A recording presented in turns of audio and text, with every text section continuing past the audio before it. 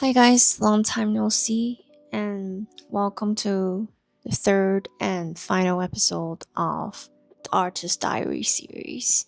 It's not like my last video, but it will be the last time where I am just like purely chit chatting with y'all. Because from now on, I'll be posting more of my art from the next video onwards. Okay, I just had to use a brush as like a mic thing because otherwise I'll be like talking too close to the microphone.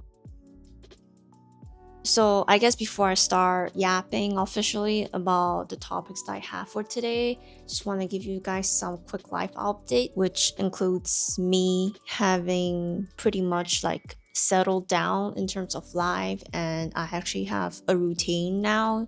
So that's really nice. I have taken care of most of the family emergency things that I needed to take care of. Like I was literally doing a Q1 review and Q2 planning just now. Like, can you believe it? Like, I am not working in corporate anymore, but I am still planning my job in that sense because I think having structure is really important to me. That's why I'm using those like tips and tricks I learned from a corporate career into the artist career that I'm building right now, which I think is super helpful because I think a lot of people might think that, oh, like if you are doing art, if you're just doing art, like you're just gonna be like moody all day and you're just gonna create based on whether you have inspiration, right?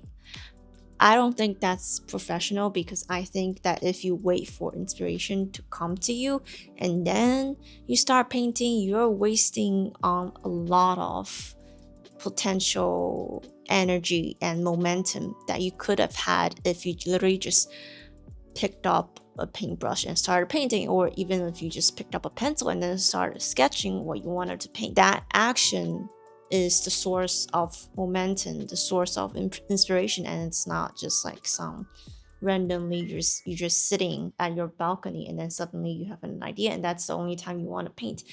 If that's how you work, then you're not going to be painting a lot of paintings to make it like an actual career. That's why I sort of incorporated my 9 to 5 job, my previous like designer in tech job habits into my current career. So that means that I am still working 9 to 5 or 10 to 6, depending on like my morning routine.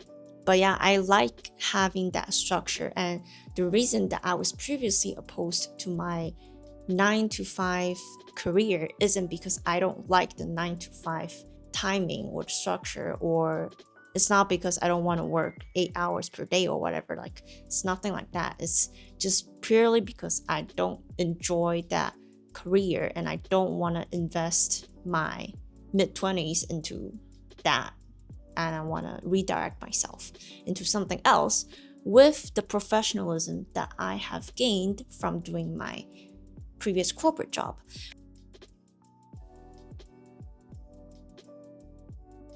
Maybe it's good that I didn't go to art school because, so for context, I did not major in art or do anything related to art in college.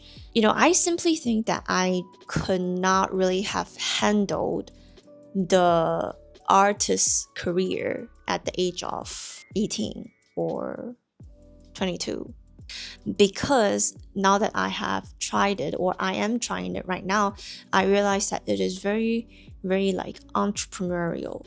And I'm not opposed to being an entrepreneur at all. I find that exciting. But I know a lot of artists who wouldn't find it. I mean, I don't personally know a lot of artists, but like I just know that a lot of artists would not find entrepreneurship fun. I think a lot of artists, they would just be like, oh, I just want to paint all day, I just want to like make art all day, that's all I want to do. But that's not gonna get you into the artist career, and I do not think art school will prepare you for that kind of like entrepreneurial mindset, but it will probably give you connections, which is very helpful. So that's one thing that I'm like definitely missing out on. Another thing that you have to keep in mind as an artist is that you have to constantly brand yourself or like market yourself. So if you are not comfortable doing that, it's just going to be more difficult for you, because it's kind of like you lose an optionality in promoting your art. And then of course there are people who go through the route of getting represented by galleries, but even if you work with galleries, you have to maintain a professional attitude. You have to realize that this is a business that's going on. I guess my point is that if I had gone to art school, maybe I would have just switched out to something else, because I wouldn't have dared to pursue a fine arts career, and in the end I would go to art school and then maybe switch to design or something. But now I'm doing it the other way, like I'm doing design first and then I'm switching to art, and I have more confidence in doing something like this. Things like branding or marketing or content creation, or like, I don't know, just having professionalism, those things are not unfamiliar to me. So I think that's where the source of my fighting spirit comes from, because ever since I quit my job, like I have encountered, like, I wouldn't say many people discouraged me, but sometimes I'm just like, what does this person mean when they said this and that?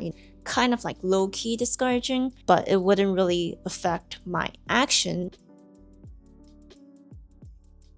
So recently I've been reading this book called Art/Work: Everything You Need to Know and Do as You Pursue Your Art Career, by Heather Darcy Bandari and Jonathan Melber. Sorry if I mispronounced your names, but I was reading this and I thought it was really helpful because it gave me a lot of insights into the fine arts world, or the fine arts industry, and the things that I need to do in order to get in the so-called art world. So it mentioned a lot of things, such as like protecting yourself and your artwork as an artist, promoting yourself, submitting materials to competitions or open calls or to galleries, like how all of those things work. Actually, the reason I started reading the book is because I realized that there are like two types of people that I encounter when I tell them, oh, I'm an artist, or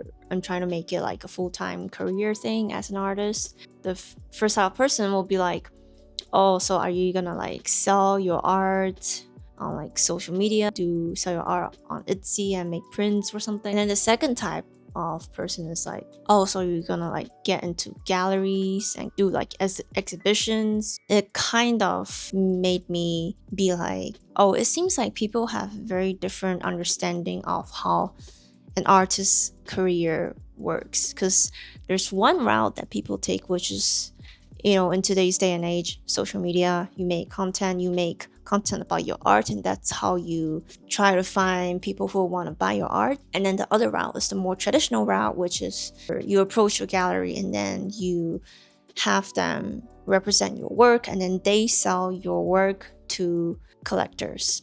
I've realized that some people think that in order to be a real artist, you should be represented by a gallery. I've also discovered these two terms, such as like decorative art versus fine arts, which is when some people think that people who sell their art online, they're not real artists because they're not actually making fine art, they're making decorative art. If there is decorative art and there is fine arts, what kind of art do I want to make? I think that if the definition of decorative art is art that you make in order to sell, art that you make in order to fit a certain trend or market, or just art with like literally no meaning at all, and that counts as decorative art, then I actually don't want to do decorative art. I actually prefer making fine art.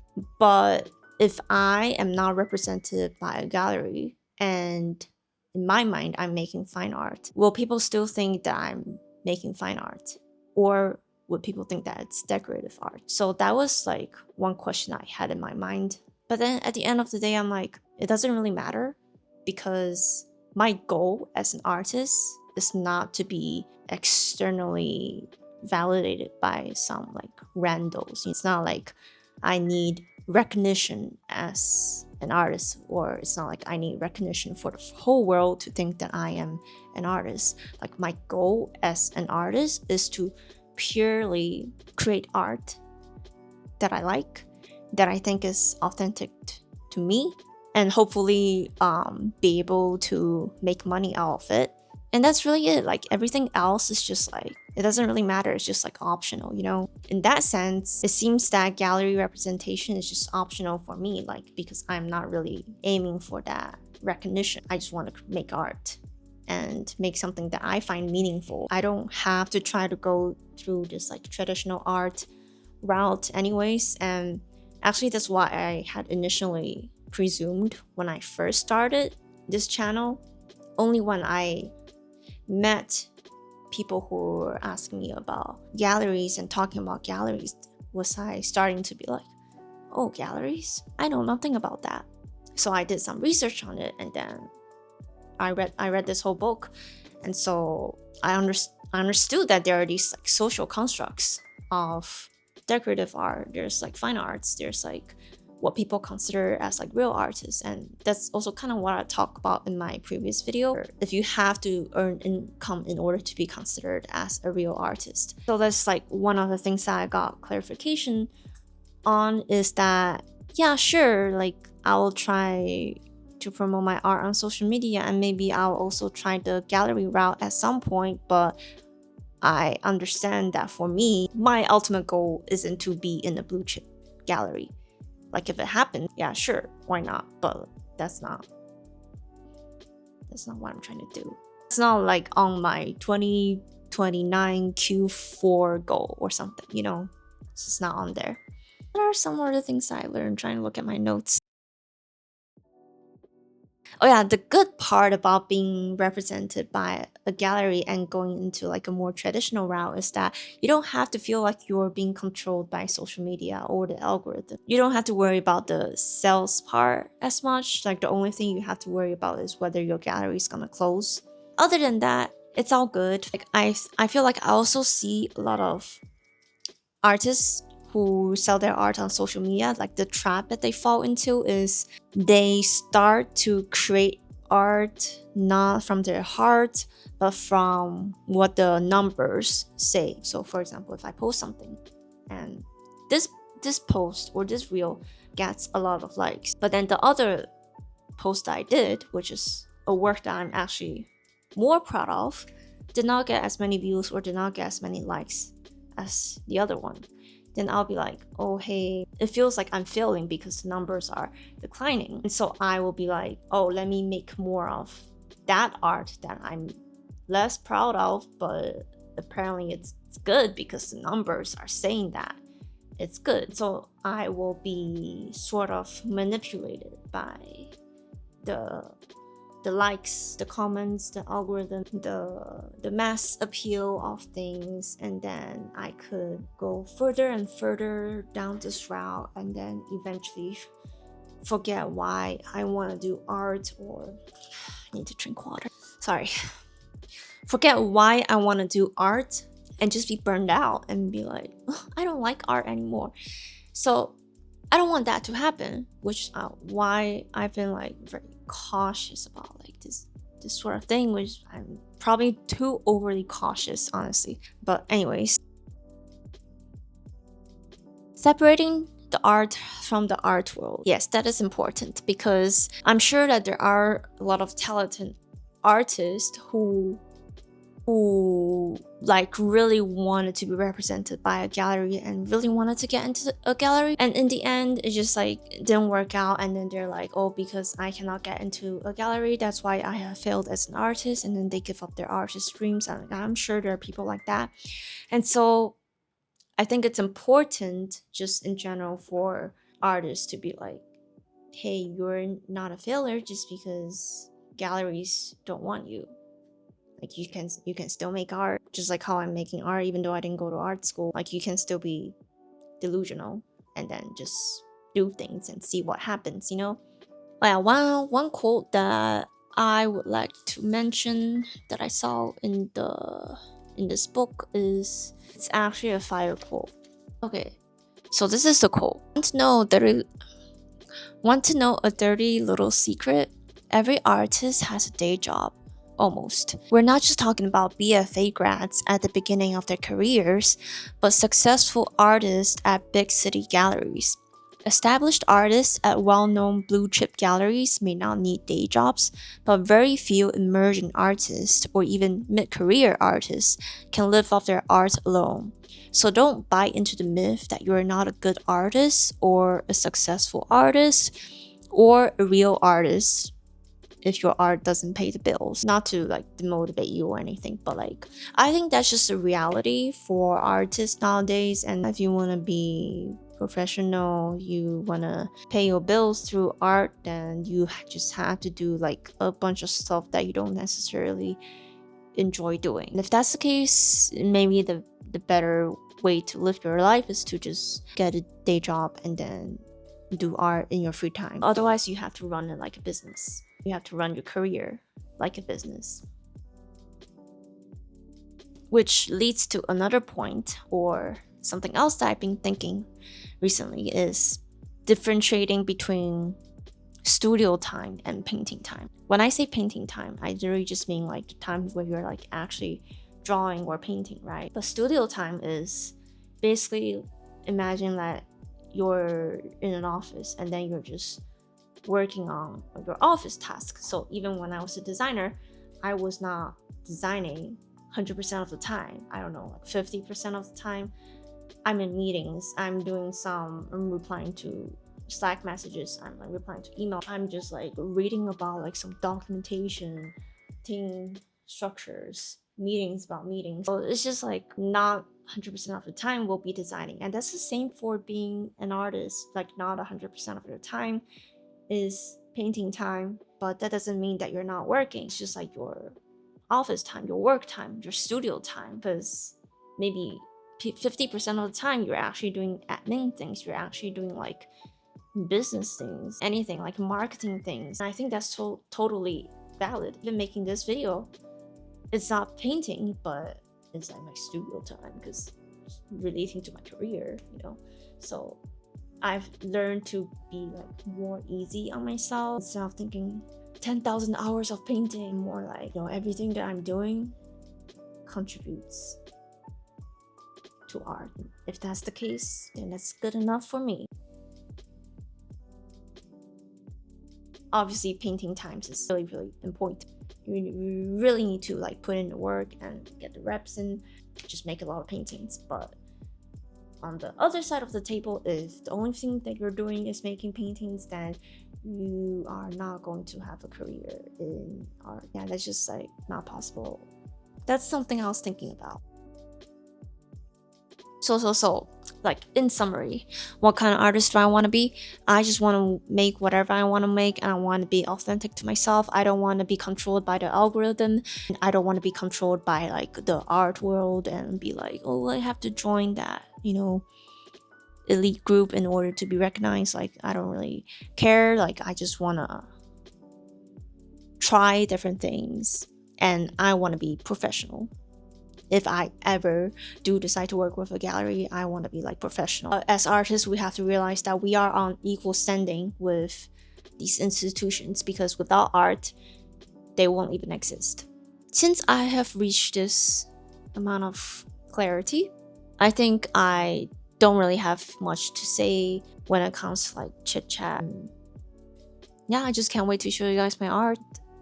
I've never really said this on this channel, but thank you so much for like 500 subscribers. And I know a lot of you subscribe not because you wanted to see my art, and then now you're like, why is this girl making like a pivot into art? But like, you know, if you want to support, please support me. If you don't, just click a like on this video. That's enough for me.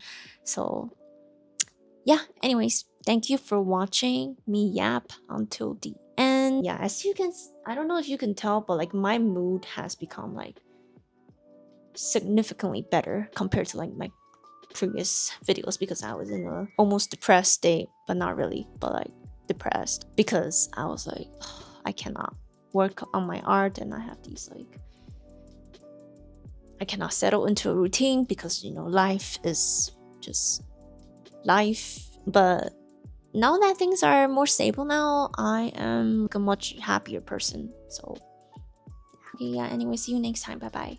Also, one thing I forgot to mention, if you are an artist watching this, I highly recommend this book, Alla Prima by Richard Schmidt. It's such a good book about painting, and after reading this, like, my painting skills has like increased literally just by reading, because it's not just like about techniques, it's about the mindset that you should have as a painter. Yeah, anyways, I just wanted to recommend this book if you are a painter. That's it.